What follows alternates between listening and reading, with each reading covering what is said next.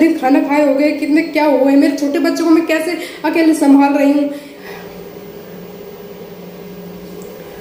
नाम लक्ष्मी मीना है फ्रॉम नांदरी। मेरी शादी को केवल 2 साल हुए थे और पूरा न्यू ब्रांडेड आइटम जितना भी मकान में था वो टोटली मेरा था। करीब 80 लाख तक का मेरा नुकसान हुआ है। शादी तक का जोड़ा, आइटम, टोटली एल्बम, वीडियो, सब डॉक्यूमेंट्स, फाइल, टोटली सब कुछ जला दिया गया। मेरा तो कुछ वहाँ रिकॉर्ड ही नहीं था। मैं तो वहाँ रहती नहीं थी, वहाँ किसी से ना जान पहचान ना बातचीत करती थी, तो मेरा क्या था उसमें जो मेरा नुकसान किया गया है। मेरी शादी में मेरे पापा की डेथ हुए 10 साल हो गए। मेरी शादी में मम्मी ने लोन लेकर सब कुछ किया था।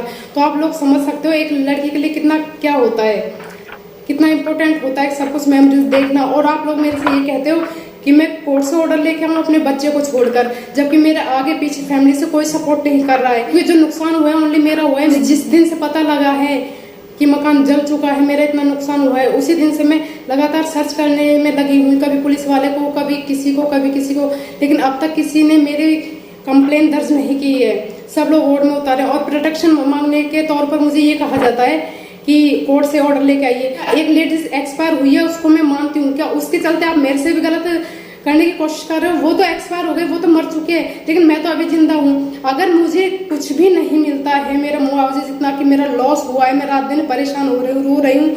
मेरा मुझे पता है मेरा कैसे पत्ता काटा गया है, क्या हुआ है, कि मुझे मेरा जो नुकसान हुआ है उसकी भरपाई की जा सके।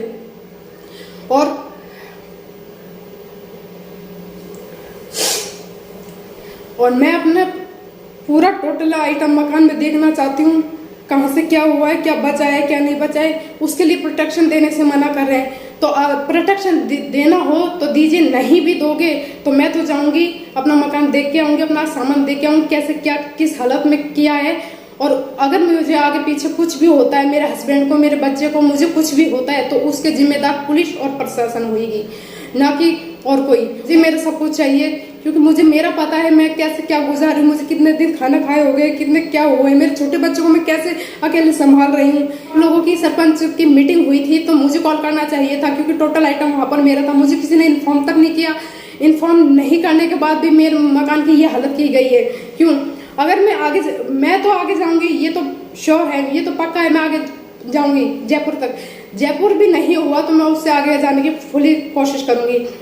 लेकिन इतना ध्यान रखना, अगर मुझे किसी ने टच करने की भी कोशिश करी तो उसमें पूरे जिम्मेदार पुलिस वाले और प्रशासन होंगे।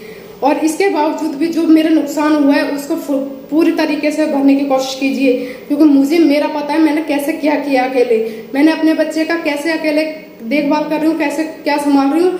मेरे हस्बैंड बाहर जॉब करते हैं तो मैं इतना रिस्क नहीं ले सकती कि अपने 5 महीने के बच्चे को लेकर वहां उपस्थित हो सकूं।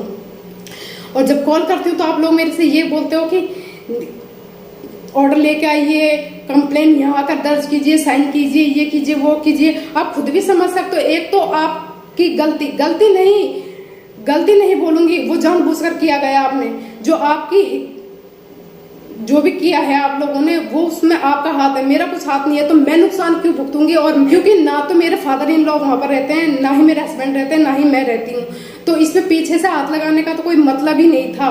दूसरी बात, आप लोगों ने मीटिंग की है तो इन्फॉर्म करना चाहिए था आपको। आपने मुझे ना मेरे हस्बैंड को, किसी को भी इन्फॉर्म नहीं किया है, तो मिस्टेक तो आप लोग यही कर चुके हो। अगर मैं आगे जाती हूँ तो आप लोगों को पूरी दबाने की कोशिश करूंगी। कोशिश क्या, पूरी तैयारी में आऊंगी, तो जितना हो सके अपने आप को सेव करने की कोशिश कर लीजिएगा। लेकिन ऐसा है, अगर मुझे वहां से कुछ भी नहीं मिलता है, मेरा जो नुकसान हुआ है मुझे मेरा भुगतान नहीं मिलता है, तो एक लेडीज तो आप लोग खो चुके हो, उसका तो इतना हंगामा आपने ऑलरेडी कर चुका है। लेकिन मैं फेस टू फेस कह के जा रही हूँ, अगर मेरा नुकसान अगर भरपाई नहीं की गई तो मैं मेरे बच्चे को लेकर आत्महत्या कर लूंगी, क्योंकि मुझे मेरा पता है मेरा क्या हो रहा है, कैसे जा रहा है, क्या नहीं जा रहा है। तो प्लीज जितना हो सके साथ देने की कोशिश कीजिए।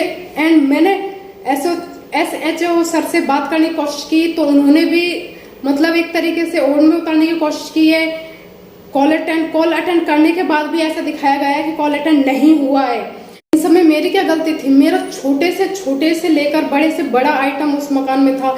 मैं अपने नए मकान की तैयारी कर रही थी, नए मकान बनते ही उस सामान को शिफ्ट करने की तैयारी में थी कि मुझे कुछ लाना ना पड़े। मुझे मेरा पता है कि मैंने मैरिज में भी बीमारी की हालत में कैसे क्या शॉपिंग की है, कैसे क्या खरीदा है, बीमारी की हालत में भी कैसे एक एक दिन का कैसे अपनी पसंद से क्या खरीदा है, मेरी मम्मी ने कैसे दिया है। तो आप लोग खुद समझ सकते हो एक लड़की के लिए, उसके घर वालों के लिए कैसे क्या मैनेज करना होता है, कैसे क्या दिया जाता है, और उसका कर्जा कब तक चलता है, कब तक वो लोग डूबे रहते हैं। और अब आप सबकी गलती की वजह से मैं उसी दौर पर खड़ी हूँ।